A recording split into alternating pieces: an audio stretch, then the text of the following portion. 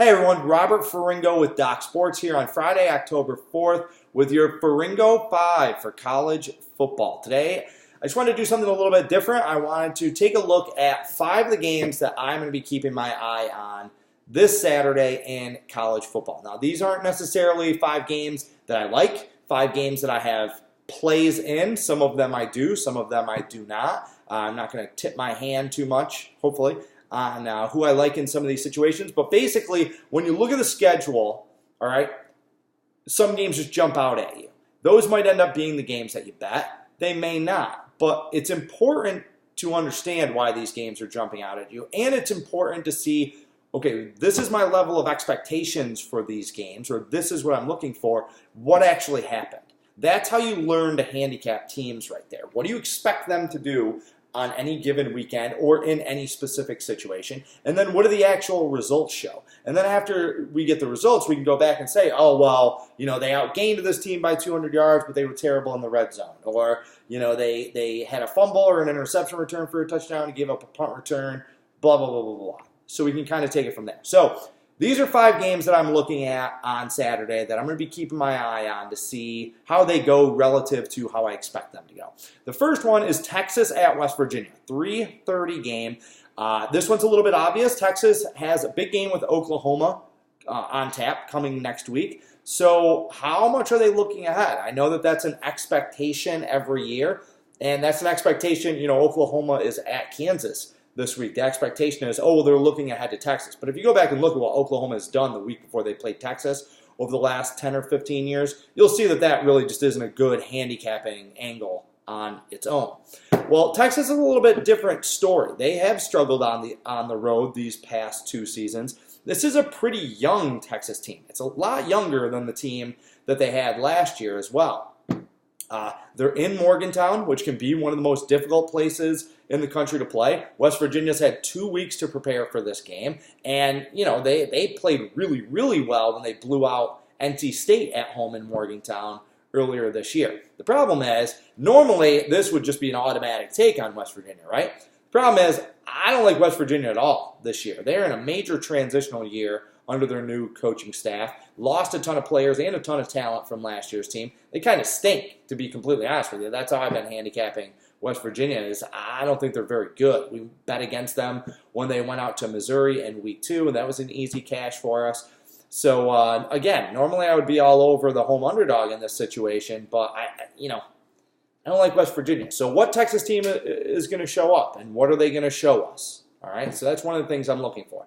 Also, there's a reverse line movement in this game. 2/3 of the betting action is coming in on Texas. Obviously, the public like Texas, but the line is dropping. Line opened at 11. I saw it at 10. It was at 10.5 yesterday when we were posting our picks. It's at 10 now, so be interesting to see how that one plays out.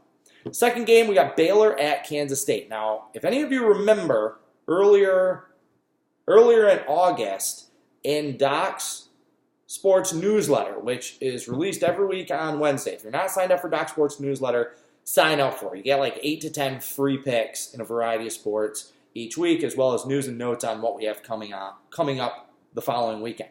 Well, I released Kansas State season win total over, and I was very, very bullish on them. I don't recall if I released that in one of the videos as well, but I was on the Kansas State bandwagon well before a lot of other people. They've come out and they've played well. They were in the top 25 for about 15 seconds. They're at home against Baylor, another Baylor team that I kind of like. And it's interesting to see. You look at Baylor, Kansas State, Texas Tech is going this way, Iowa State. We're seeing a little bit of a shift in the Big 12 where a lot of these teams that understand that they can't compete with the speed and high scoring of the Oklahomas of the world, they're shifting the other way, and they're trying to go a little bit more rugged, a little bit more run-oriented. And here we have a game featuring 2 teams that both want to play that way. They both want to run the ball and play good defense. Baylor's coming off a nice win over Iowa State. We had them last week. That was a nice cash. And Manhattan, it's one of the toughest places in the Big 12 to get a win. You don't just stroll in there and get a victory. Kansas State is clinging to that favorite tab. They are -1.5. But it's going to be interesting. I think whoever wins this game is really going to prove something to me and have a little bit of momentum as they get into the heart of Big 12 play. All right, the next game is Tulsa at SMU. I like Tulsa in this game. I can honestly say this was one of the last games that I cut off my card this week. I liked it early in the week, got to Thursday, just couldn't pull the trigger. You hear the saying in betting, don't bet against the streak. That's what was going through my head. And that's what we have with SMU. They're 5-0 straight up, 5-0 against the spread. They're in the top 25 for the first time since the 80s. They get a lot of momentum and a lot of mojo. And beyond that, they don't just have momentum. They're a good team. They're a quality team that's been blowing out bad opponents, went into TCU a couple weeks ago and stole a win there. So, they got a great head coach. So they're rolling. But at what point does SMU start to get overrated? That's what I'm looking for here. That's the interesting thing to me about this game.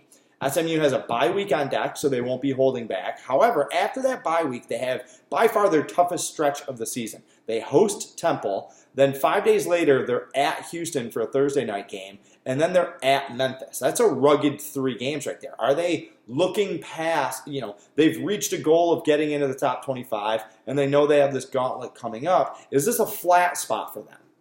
Not only that, have the odds makers started to inflate their line so much that the value is going the other way. So 75% of the action is on SMU, so everybody's riding the hot hand, which I completely understand.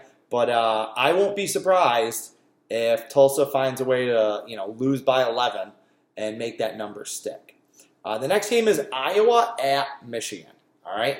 I have unsuccessfully been riding that Michigan bandwagon probably the last 3 years. There's been some hits, but there's also been some bad misses. I'm pretty much done with them, to be completely honest with you. But what do we got here? Who's Iowa? Who are either one of these teams, basically? Is Iowa any good? They haven't played anyone. Their one good opponent was Iowa State, and that was a nice win going on the road to beat their rival. But how much can we trust this Iowa team? They're in the top 15, but do they really deserve to be there? And at what point with Michigan can you just not sell the stock fast enough? I think they're 1-7 against the spread in their last 8 games. They almost lost at home to Army. They got freight trained by Wisconsin. Yeah, it's great that they shut out and blew out Rutgers last week, but Rutgers is a debacle. So who are either of these teams? And whoever wins this game is, again, going to have some momentum going into the heart of Big Ten play. It's 50-50 split on the public, so even the public isn't sure who these two teams are. The books don't want to move that number off 3.5 right now. I think that'll be an indicator to see if any sharp money gets involved in this game going into Saturday, but I don't expect it will. All right, and number 5, 5th game that I'm looking at. Auburn at Florida, another 3:30 game.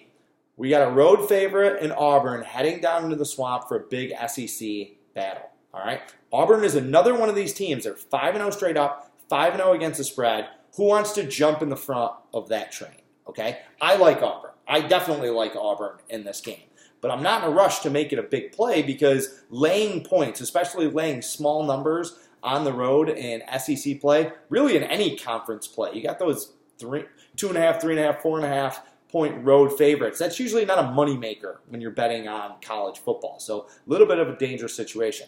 And again, Florida, are they for real? I mean, they're 5-0, but they're only 2-3 against the spread. They really haven't played anyone. So it's a different 5-0 than what Auburn has accomplished to this point. And that's why we're seeing Auburn as the road favorite. Also, the SEC West has dominated the SEC East over the last 3 years. That's been kind of the dirty secret about the SEC as a whole, is that the SEC has been the SEC East has been a clown car for the last 3 years. So, are some of those teams, some of those traditional powers in the East going to stand up and start pushing back against some of the better teams in the West? Is Auburn on the verge of making a dramatic sleeper run to the SEC West title? I know it's early, but you can't deny what they've been able to do up until this point. So that's going to be a game that I'm looking at also. So those are 5 games in college football on Saturday that I'm going to have my eye out for. Oh, and then I got a bonus game, a bonus 6th game for you on the Ferringo 5.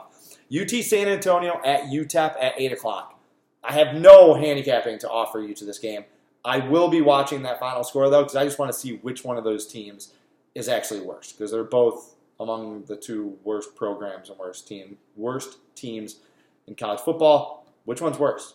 So it's kind of interesting in this game that 75% of the action is on UTEP, is on the home team, and that has shifted the number. They were originally a 1.5-point home underdog. They're now a 2.5-point road favorite. It's kind of funny. Kind of made me chuckle this week that there's that big of a line movement and that big of a tilt in the betting action on a game between just two horrendous, horrible, terrible teams. So that's it. That's college football. Enjoy your Saturday. Enjoy your weekend. Carpe diem, and good luck.